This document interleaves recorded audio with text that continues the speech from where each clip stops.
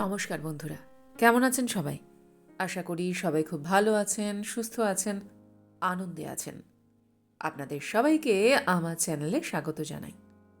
আজ আমি আপনাদের পড়ে শোনাব সিদ্ধার্থ সিংয়ের লেখা গল্প মুক্তিপণ।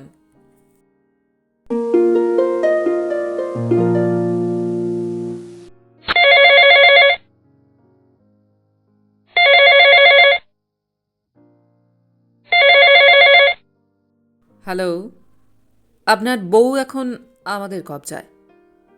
শাহি সালামত যদি ফেরত পেতে চান তাহলে 5 লাখ টাকা রেডি রাখুন। আমরা 2 ঘন্টা পর আপনাকে ফোন করে জানিয়ে দেব কখন কোথায় আপনি টাকাটা নিয়ে আসবেন। আর হ্যাঁ, ভুল করেও কিন্তু থানা পুলিশ করতে যাবেন না, তাহলে বউ নয়, বউয়ের লাশ পাবেন। মনে থাকবে? আপনি কে? আপনাকে ওটা জানতে হবে না, আপনি শুধু 5 লাখ টাকা রেডি রাখুন। লাইনটা কেটে গেল। দেবানিক লোকটা বলল, আপনার বউ এখন আমাদের হেফাজতে, তার মানে তানিয়াকে ওরা কিডন্যাপ করেছে। কিন্তু তানিয়া তো সাউথ সিটি মলে গেছে, বলেছিল ঘন্টা দেড়েকের মধ্যে ফিরবে। অবশ্য ও একবার কেনাকাটা করতে শুরু করলে কখন যে থামবে তার কোনো ঠিক থাকে না। ঘন্টা দেড়েক মানে সেটা 3 ঘন্টাও হতে পারে, 4 ঘন্টাও হতে পারে, আবার 6 ঘন্টা হলেও অবাক হবার কিছু নেই। কিন্তু দেবানিকের তো কাজকর্ম আছে, বাড়িতে অতক্ষণ নাও থাকতে পারে, তাই যখনই ও বেরোয় কাউকে মনে করাতে হয় না। ও নিজেই মনে করে ঘরের ডুপ্লিকেট চাবিটা সঙ্গে নিয়ে নেয়। সেসব তো ঠিকই আছে, কিন্তু ওরা যে বলল থানা পুলিশ না করতে, কিন্তু আমি যদি করি ওরা কি করে সেটা জানতে পারবে?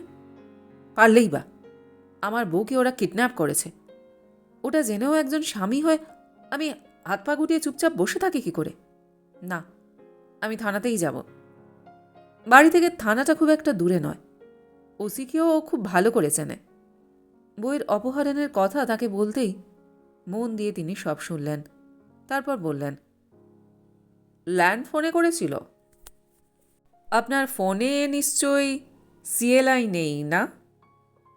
তার মানে যারা করেছে তারা রীতিমতো খোঁজখবর নিয়েই করেছে। ঠিক আছে, 2 ঘন্টা পর ফোন করবে বলেছে তো, তার মানে বলেই দেয়াল ঘড়ির দিকে এক ঝলক তাকিয়ে বললেন, হাতে আর সময় নেই, চলুন তো।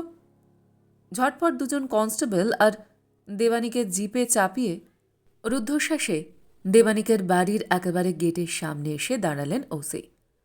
খুব অল্প সময়ের মধ্যে সমস্ত ব্যবস্থা করে ফেললেন। দেবানিককে বললেন, ফোন করলেই যেভাবেই হোক অন্তত 3 মিনিট কথা চালিয়ে যাবেন। তার আগেই ওরা লাইন কেটে দিলে আর কিছুতেই কিন্তু ট্রেস করা যাবে না ওরা কোথা থেকে ফোন করছে। টি টেবিলের ওপর ফোন, ঘড়ির কাঁটা টিকটিক করে হাঁটছে। আজ যেন ঘড়ির কাঁটাগুলো কিছুতেই এগোতে চাইছে না। হ্যাঁ, ওরা ফোন করার পর 1 ঘন্টা 57 মিনিট হয়ে গেছে। 58, 59, এই তো পুরো 2 ঘন্টা। 2 ঘন্টা 5 মিনিট, 8 মিনিট, 12 মিনিট, 19 মিনিট, আধ ঘন্টাও পেরিয়ে গেল। কি হলো, ওরা ফোন করলো না কেন? তাহলে ওদের ঘড়িতে কি এখনো 2 ঘন্টা হয়নি? 2, 5, 10 মিনিট এদিক ওদিক হতে পারে, তা বলে আধ ঘন্টা? তাহলে ওরা কি টের পেয়ে গেছে ও পুলিশে গেছে? পেতেই পারে। যারা এসব করে তারা সব আটঘাট বেঁধেই করে, দূর থেকে নজর রাখে।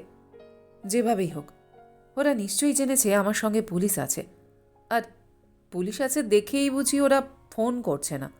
হতে পারে, হতেই পারে। 1 ঘন্টা, 1.5 ঘন্টা, 2 ঘন্টা পেরিয়ে গেল, কোনো ফোন এলো না। ওসি বললেন, চিন্তা করবেন না, আমরা লোক লাগিয়ে দিয়েছি, দেখছি কি করা যায়। কিন্তু তার আগে আরেকবার মনে করে দেখুন তো, আপনার কাউকে সন্দেহ হয় কি না? পুরনো কোনো শত্রুতা, গুপ্ত শত্রু, সম্প্রতি কারোর সঙ্গে কোনো ঝামেলা হয়েছিল কি? তাও না। তা হলেও একবার মনে করে দেখার চেষ্টা করবেন, আর তেমন কিছু মনে পড়লেই সঙ্গে সঙ্গে আমাকে ফোন করে জানিয়ে দেবেন, কেমন? দেবানিক বলল, ঠিক আছে। পুলিশ চলে যেতে এতক্ষণ ধরে চুপচাপ ঘুমিয়ে থাকা ল্যান্ডফোনটা আবার বেজে উঠল। কি, সেই পুলিশেই গেলেন তো? আপনাকে বারণ করেছিলাম না? কথা যখন শোনেননি, এবার আর 5 লাখ নয়, আপনাকে 10 লাখ টাকা দিতে হবে। 10 লাখ? হ্যাঁ, 10 লাখ। কখন কোথায় টাকা নিয়ে আসতে হবে আপনাকে পরে ফোন করে জানাচ্ছি। কখন? ফোনের কাছে থাকুন বলেই লাইনটা কেটে দিল। 1 ঘন্টার মধ্যেই ওর নিকট আত্মীয় স্বজন, খুব কাছের লোকজন, বন্ধু বান্ধব, অফিসের সহকর্মী ওর কাছ থেকে সরাসরি, কেউ আবার তার কাছ থেকে মুখে মুখে ফোনে ফোনে জেনে গেছে ওর বইয়ের অপহরণ হওয়ার কথা, এবং মুক্তিপণ বাবদ প্রথমে 5 লাখ, পরে 10 লাখ টাকার কথা। তারা সবাই জানে দেবানিকের কাছে এই মুহূর্তে 10 লাখ টাকা দেওয়া কোনো ব্যাপারই নয়, কারণ ও এখন ভবানীপুরে ফ্ল্যাট কেনার জন্য উঠে পড়ে লেগেছে। আওতার মধ্যে দাম থাকতে থাকতে ও নাকি ফ্ল্যাটটা কিনে রাখতে চায়। এখনও বহু বছর চাকরি আছে ওর। এরপরে বয়স বাড়লে চেতলা থেকে রোজ রোজ ধর্মতলায় যেতে পারবে বলে মনে হয় না। তাই আপাতত বাবা মায়ের সঙ্গে এই বাড়িতে থাকলেও সময় থাকতে থাকতে ভবিষ্যতের জন্য ওই ফ্ল্যাটটাও কিনে রাখতে চায়। আর ভবানীপুরে ফ্ল্যাট কেনা মানে সেটা যত ছোটই হোক না কেন, তা নিশ্চয় 40 লাখের নিচে নয়। আর ও যখন নিজেই বলেছে ও কোনো ব্যাংক ট্যাঙ্ক থেকে লোন নেবে না, তার মানে ওই টাকাটা ওর কাছে আছে। আর থাকবেই না বা কেন? ও তো কোনো হাওয়াতে ঘরের ছেলে নয়। ওর বাবা অত বড় একটা চাকরি করতেন, রিটায়ারমেন্টের সময় কি কম টাকা পেয়েছেন? তার উপর ওর মা এতদিন কলেজে পড়িয়েছেন। বলতে গেলে ওর তো কোনো খরচাই নেই। আর টাকা যখন আছে, তখন বইয়ের জন্য ও কেন, যে কেউ 10 লাখ টাকা বার করে দেবে। দেবানিক যে দেবে সেটা অপহরণকারীরাও জানে। আর এও জানে যে এখন যা দিনকাল, তাতে কেউ বা কারা কাউকে কিডন্যাপ করে মুক্তিপণ চাইলে তার বাড়ির লোকেরা একটু দর কষাকষি করতে পারে ঠিকই, কিন্তু কেউ ভুল করেও থানা পুলিশ করার কথা ভাবে না, কারণ তাতে ঝুঁকি বেড়ে যায়। এই তো কিছুদিন আগে একদল কিডন্যাপার একটা বাচ্চা মেয়েকে অপহরণ করেছিল। তার বাবা কাকারা থানা পুলিশ করার পরদিনই তার গলা কাটা দেহ বস্তাবন্দি অবস্থায় পাওয়া যায় তাদের বাড়ির কাছেই একটা ময়লা ফেলার ভ্যাটে। ফলে যাদের টাকা দেওয়ার সামর্থ্য নেই, তারা পর্যন্ত কাউকে কিছু না জানিয়ে সোনাদানা বেচে ধার দেনা করে চুপি চুপি মুক্তিপণ দিয়ে নিজের লোককে ছাড়িয়ে নিয়ে আসে। আর দেবানিকের তো টাকা আছেই, ও কি দেবে না? যারা ওকে ফোন করেছে সবাইকে ও বলে দিয়েছে কেউ যেন ল্যান্ড ফোনে ফোন না করে, কারণ কিডন্যাপাররা কখন ফোন করবে কিছু বলা যায় না। একটু আগে দেবানিকের মোবাইলে ফোন করেছিল ওর অফিসের কলিগ পিনাকপানি সান্যাল। পিনাক ভারী অদ্ভুত ছেলে। যে কোনো কঠিন পরিস্থিতিকে একটা দুটো কথা বলে ও একেবারে হালকা করে দিতে পারে। গভীর শোকের সময়ও ওর কথা শুনে লোকে না হেসে পারে না। সেই পিনাক ফোন করে এমন সিচুয়েশনেও সান্ত্বনা দেওয়ার তো দূরে থাক, ওর বইয়ের কোনো খবর টবর না নিয়ে প্রথমেই দেবানিককে বলল, কি কপাল রে তোর, ইচ্ছে করছে তোর কপালে গিয়ে কপাল ঘষি। দেবানিক জিজ্ঞাসা করল, কেন? পিনাক বলল, কেন কি রে, আমাদের যা বয়স, বইয়ের সঙ্গে তো আর স্বামী স্ত্রীর সম্পর্ক নেই। মাসের পর মাস ভাই বোনের মতো পাশাপাশি শুয়ে থাকি, সেই থাকার কোনো মানে হয়? এই থাকার চেয়ে না থাকাই ভালো। সে তো ঠিকই, আমার মনে হয় কি জানিস, একটা বয়সের পর বোধহয় এরকমই হয়। এই দেখ না, তুইও তো জানিস ডবল পোচ আমি কত ভালোবাসি। বিয়ের পর প্রথম প্রথম যখন ওকে পোচের কথা বলতাম, রাত দুপুরে উঠে গিয়েও ঠিক বানিয়ে দিত। আর এখন 10 বার বললেও ডবল ডিমের পোচ তো দুরস্ত, অর্ধেক ডিমের পোচও বানিয়ে দেয় না। আমারও তো মাঝে মাঝে ইচ্ছে করে বউ একটু কাছে আসুক, এই বুকের ওপর মাথা রাখুক, কিন্তু সেসব অনুভূতি ওর থাকলে তো। এই জন্যেই না মাঝবয়সী পুরুষেরা খেদি হোক আর পেঁচি হোক, মেয়ে দেখলেই ছোঁক করে। সে তো তুইও করিস, শুধু ছোঁক কেন, একটু বেশিই করিস। ছুটির পর বেশিরভাগ দিনই তো রুচিকে নিয়ে এদিক ওদিক যাস। আমি কি জানি না? তবু রাত হলেই সেই বইয়ের আঁচলের তলায়।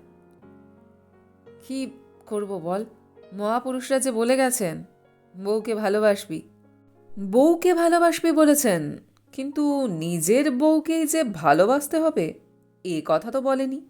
আহারে, তোর বউটাকে না করে যদি আমার বউটাকে কেউ কিডন্যাপ করতো, রুচিকে বলেছিস? রুচিও ওর সহকর্মী, যেমনই চটকদার দেখতে তেমনি তার কথাবার্তা।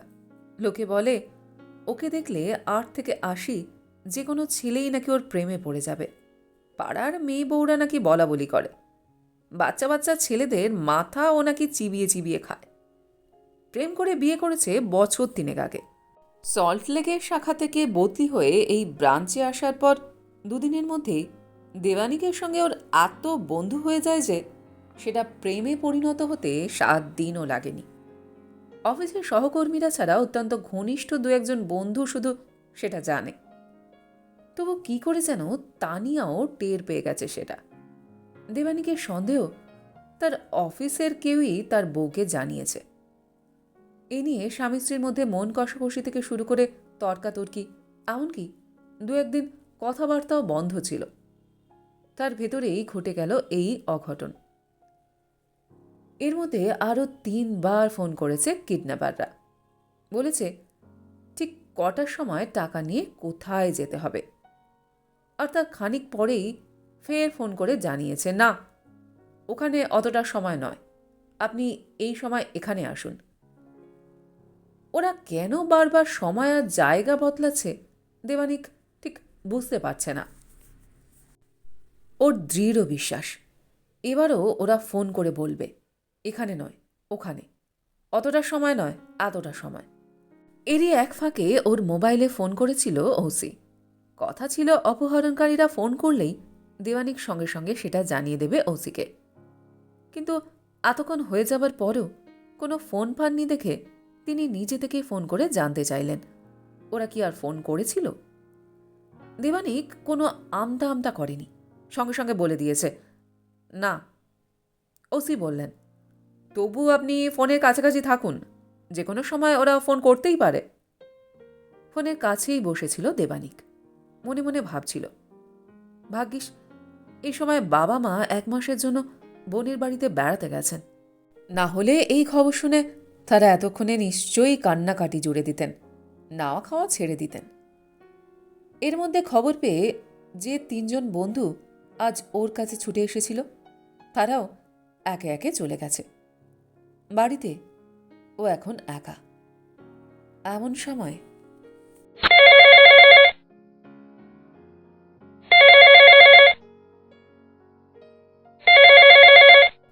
আপনি টাকাটা নিয়ে লেকের রোয়িং ক্লাবের পাশে ঝুলন্ত ব্রিজের সামনে চলে আসুন, ঠিক 8টা 10-এ। আর নোটগুলো যেন আনকরা সিরিয়াল নম্বরের না হয়, কেমন?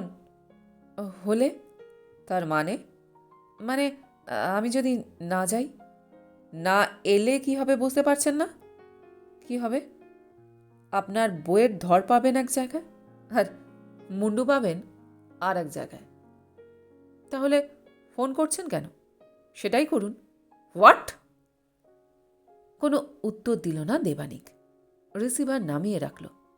বাথরুমে যাওয়ার জন্য উঠে দাঁড়াবার আগেই আবার ফোন বেজে উঠল। হ্যালো, কি হলো? আপনি আসবেন না? না। কেন? আরে মশাই, কোনো সুস্থ মানুষের পক্ষে একটা বউ নিয়ে বছরের পর বছর থাকা সম্ভব? এই একঘেয়েমি আর ভালো লাগে না। এটা গেলে তো আমি মুক্ত বিহঙ্গ। যাই করি না কেন আমাকে বলার কেউ থাকবে না। ওইভাবে হাত দিয়ে রিসিভার চেপে কার সাথে কথা বলছো দেখি ফোনটা? কিংবা ভ্রু কুচকে বলবে না তোমার রুমাল কোথায়? অথবা জানতে চাইবে না এত রাত হলো কেন, কোথায় ছিলে? তখন বানিয়ে বানিয়ে আমাকে আর বলতে হবে না। আসার সময় দেখি ওই পাড়ায় একটা জলসা হচ্ছে। এমন জলসা আমি বাপের জন্মে দেখিনি। শুনলে তুমি অবাক হয়ে যাবে। কোনোদিন দেখেছো যে তবলা বাজাচ্ছে সেই তবলার তালে তালে মাথা ঝাঁকাতে ঝাঁকাতে গান গাইছে, আর অন্য একটা লোক তার পাশে বসে নির্বিকারভাবে চুপচাপ হারমোনিয়াম বাজিয়ে যাচ্ছে? এরকম বিরল দৃশ্য দেখে না দাঁড়িয়ে পারা যায় বলো? শুনছি তো শুনছি, কতগুলো গান শুনছি, মনে নেই, হয়তো একটু বেশিই শুনেছি, তাই এত রাত হয়ে গেল। না না, রোজ রোজ এত বানাতে পারবো না। তার চেয়ে বরং কিডন্যাপ করেছেন, কিডন্যাপ করেই রাখুন, ওকে ছাড়তে হবে না। ছাড়তে হবে না মানে? এ কি বলছেন? কেন, অসুবিধা কোথায়? কত টাকা ইনভেস্ট হয়ে গেছে জানেন? ইনভেস্ট হবে না? যে গাড়ি করে আপনার বউকে কিডন্যাপ করেছি সে গাড়ি তো ভাড়া করেছি, ড্রাইভারকে এই কাজের জন্য আলাদা করে দিতে হয়েছে 5,000। তারপর আপনার বউ তো এক শাড়ি ব্লাউজ পরেছিলেন, তার জন্য 2টো শাড়ি কিনতে হয়েছে। উনি নাকি আবার যে সে শাড়ি পরেন না, এক কাপড়ে বেশিক্ষণ থাকতেও পারেন না। বুঝুন ঠেলা, ঢাকের দায়ে মনসা বিক্রি হবার জোগাড়। শুধু তার জন্যই নয়, আমরা 4জন লোক, হোটেল থেকে দুবেলা খাবার আনতে হচ্ছে, তার খরচা নেই, তার উপর ঘন ঘন ফোন করতে হচ্ছে। কে দেবে এত খরচ? ঠিক আছে ঠিক আছে, সেসব খরচা না হয় আমিই দিয়ে দেবো, আপনারা ওকে খালাস করে দিন। মানে? ওই যে বলেছিলেন এক জায়গায় দেহ আর এক জায়গায় মুন্ডু পাওয়া যাবে। এ কি বলছেন? আপনি না ওর স্বামী? আমি কি কখনো সেটা অস্বীকার করেছি? কিন্তু আমি যতটা স্বামী তার থেকে বেশি আসামি। মেরে ফেলুন। মেরে ফেলুন বললেই হলো? আমরা কি খুনি নাকি? তাহলে কি কিডন্যাপার? আমি যতদূর জানি কিডন্যাপাররা তাদের চাহিদা মতো টাকা না পেলে যাকে অপহরণ করে তাকে মেরে ফেলে। যারা মারে তারা মারে, আমরা তো এ কাজে এখনো সড়গড় হয়ে উঠতে পারিনি। এটাই আমাদের প্রথম কাজ, আমরা মারতে পারবো না। তা যখন মারতে পারবেন না তখন খামোকা এত লোক থাকতে আমার বউটাকে কিডন্যাপ করতে গেলেন কেন? কারণ আমরা জানি বাড়ি কেনার জন্য এই মুহূর্তে আপনার কাছে অনেকগুলো টাকা আছে। আপনার কোনো ছেলে মেয়ে থাকলে তাকেই হয়তো কিডন্যাপ করতাম, কিন্তু আপনার তো কোনো ছেলেপুলে নেই, তাই বাধ্য হয়ে। তাহলে এখন কি করবেন? কি আবার করব? এতদিন ধরে আমাদের যা যা খরচা হয়েছে দিয়ে দিন, আপনার বউকে আমরা ছেড়ে দিচ্ছি। না না না, একদম না। আমার বউকে ভুল করেও ছাড়বেন না। না ছাড়তে কত নেবেন বলুন? না ছাড়তে? হ্যাঁ, না ছাড়তে। তাহলে একটু দাঁড়ান, আমরা নিজেদের মধ্যে একটু আলোচনা করে নিই, তারপর আপনাকে ফোন করছি। মিনিট 15 কাটল না, আবার ফোন। এবার অন্য লোকের গলা এবং অত্যন্ত মোলায়েম।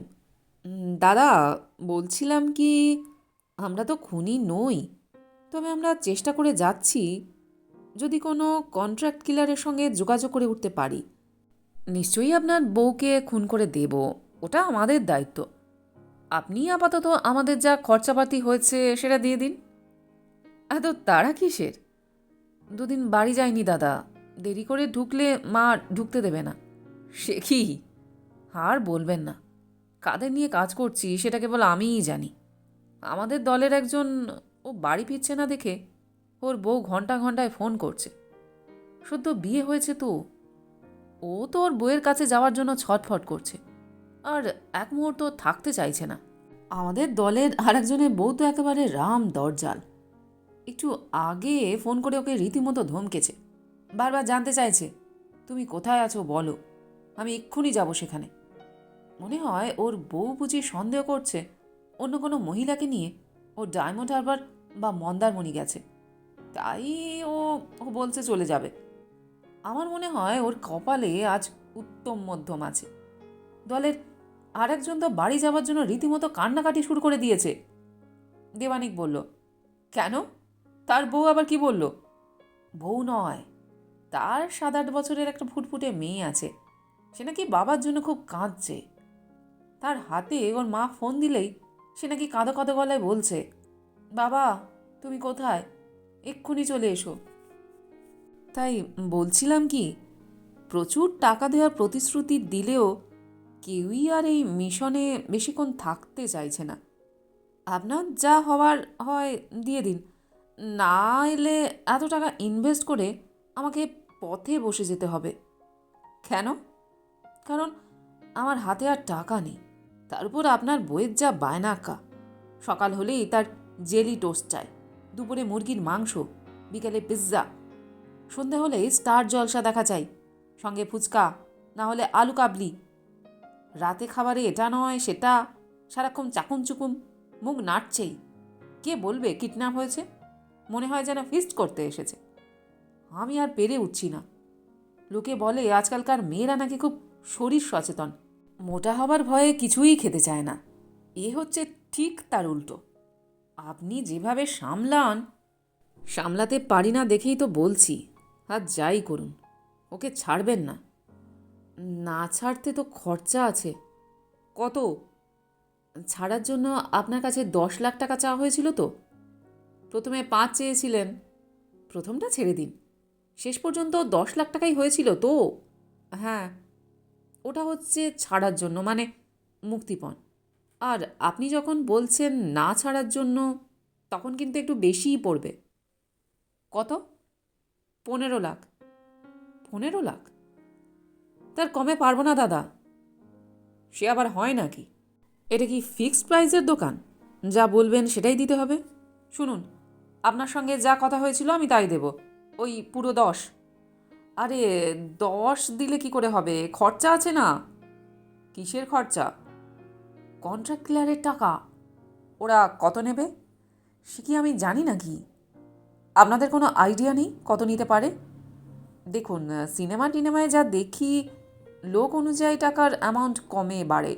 যদি কোনো ব্যবসায়ী হয় তার রেট একটা, যদি কোনো বিরোধী নেতা হয় তার রেট একটা, আর সে যদি কোনো মন্ত্রী হয় মন্ত্রীর তারতম্য অনুযায়ী সেটাও কম বেশি হয়। তার উপর হচ্ছে কি সিনেমা, হিন্দি হলে কোটিতে খেলে, বাংলা হলে লাখে। এক্ষেত্রে কোনটা ধরব? আমরা অনেক আলাপ আলোচনা করেও ঠিক বুঝে উঠতে পারছি না। ও যখন বাঙালি তখন বাংলা সিনেমার হিসাবেই ধরুন। আর ও তো কোনো ব্যবসায়ী নয়, মন্ত্রীও নয়, সাধারণ, অত্যন্ত সাধারণ ছাপোষা একজন গৃহবধূ। সেই মতো একটা বিবেচনা করে হিসাব করুন। ঠিক আছে, 13 লাখ। না, 11 লাখ। ঠিক আছে, দুজনের কথাই থাক, 12 লাখ। ওকে। কখন দেবেন সেটা আপনারা বলুন, যত তাড়াতাড়ি পারেন। কোথায়? দেখুন, বলছিলাম কি, আমাদের দুপক্ষের মধ্যে যখন একটা সমঝোতা হয়েই গেল, তখন আর লুকোচাপা করার কোনো মানে হয় না। আপনি তো চেতলায় থাকেন, গাড়িও নিতে হবে না। হাজরা মোড় থেকে একটা অটো ধরে রাসবিহারী মোড়ে চলে আসুন, বচ্চন সিংয়ের সামনে। ওখান থেকেই আমরা টাকাটা নিয়ে নেব। দেবানিক বলল। ঠিক আছে। টেলিফোনের ওপ্রান্ত থেকে ভেসে এলো, আপনি আবার পুলিশ টুলিশ নিয়ে আসবেন না তো? দেবানিক বলল, আমি তো ভাবছিলাম এই প্রশ্নটা আমি আপনাকে করব। ফোনের দুপ্রান্তেই হো হো হাসির রব উঠল। বচ্চন সিংয়ের ধাবায় তখন বেশ ভিড়, তাই উভয় পক্ষই ওর মুখ চাওয়াচাই করে। ওখানে না ঢুকে তার পাশেই ঝা চকচকে সাথী রেস্টুরেন্টে ঢুকে পড়ল। একদম শেষের দিকে চলে গেল ওরা। সামনেই শীততাপ নিয়ন্ত্রিত আলাদা কক্ষ।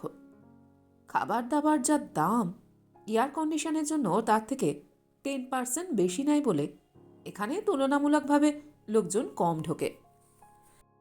কাঁচের বড় দরজা ঠেলে ভেতরে ঢুকে পিছন দিকের একটা টেবিলে গিয়ে বসলো ওরা। চিকেন হরিয়ালি কাবাব খেতে খেতে টাকা ভরা বাক্সটা হাত বদল হয়ে গেল। কিডন্যাপাররা বেরিয়ে যাবার খানিক বাদে বিল মিটিয়ে দেবানিকও বাড়ির রাস্তা ধরল।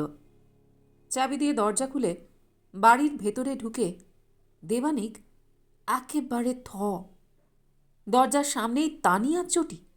তার মানে তানিয়া এসে গেছে এবং রোজকার মতো ডুপ্লিকেট চাবি দিয়ে দরজা খুলে ভেতরে ঢুকেছে।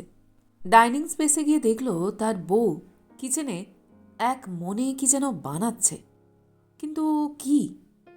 নিঃশব্দে গুটি গুটি পায়ে এগিয়ে গিয়ে তানিয়ার পেছন থেকে উঁকি মেরে দেখল ননস্টিক সসপ্যানের পাশেই দুটো ডিমের খোসা পড়ে আছে। তার মানে ডিমের পোচ বানাচ্ছে সে, যা তার সবচেয়ে প্রিয়। কিন্তু এ বাড়িতে তো সে ছাড়া ডবল ডিমের পোচ কেউ খায় না। তাহলে কি তার জন্যই ও এটা বানাচ্ছে? সে বানাক, কিন্তু কথা হচ্ছে ও জানলো কি করে সে এখনই আসবে? পোচ বানাতে বানাতে হঠাৎ দেখল সামনে কার যেন একটা ছায়া। সঙ্গে সঙ্গে পিছন ফিরতেই দেবানিককে দেখে সব ফেলে দেবানিকের বুকের উপর ঝাঁপিয়ে পড়ল সে। হাউমাউ করে কেঁদে উঠল, ফুপিয়ে ফুপিয়ে বলল, তুমি আমাকে এত ভালোবাসো, এত? তুমি আমার জন্য জীবন বাজি রেখে এতটা করবে? আমি ভাবতেই পারিনি। আমি যতদূর জানি তোমার কাছে তো 35 লাখ ছিল। এদিক ওদিক থেকে না হয় কুড়িয়ে বাঁচিয়ে আরও 5 লাখ জোগাড় করেছ, কিন্তু বাকি 10 লাখ টাকা তুমি কোথায় পেলে? ওরা বলল আমার মুক্তিপণ বাবদ তুমি নাকি ওদের 50 লক্ষ টাকা দিয়েছ। 50 লক্ষ! দেবানিক আকাশ থেকে পড়ল। দুহাত দিয়ে তানিয়ার দুকাত ধরে বুকের ওপর থেকে তুলল। ওর অশ্রুসজল মুখের দিকে হাঁ করে তাকিয়ে থাকতে থাকতে ওর মনে হলো এক অন্য তানিয়া। আর ঠিক তখনই মনে পড়ল ওই কিডন্যাপারের কথা। তারা কন্ট্রাক্ট কিলার পেয়েছে কিনা ও জানে না, তবে ওর মনে হলো তানিয়াকে ওরা সত্যিই খুন করেছে। খুন করেছে তার একটু একটু করে অসহ্য লাগতে থাকা তানিয়াকে, যাকে সে মারতে চেয়েছিল, চিরতরে সরিয়ে দিতে চেয়েছিল এই পৃথিবী থেকে। দেবানিক আর থাকতে পারল না, দুহাত দিয়ে জড়িয়ে ধরল তানিয়াকে। তানিয়াও আঁকড়ে ধরল দেবানিককে।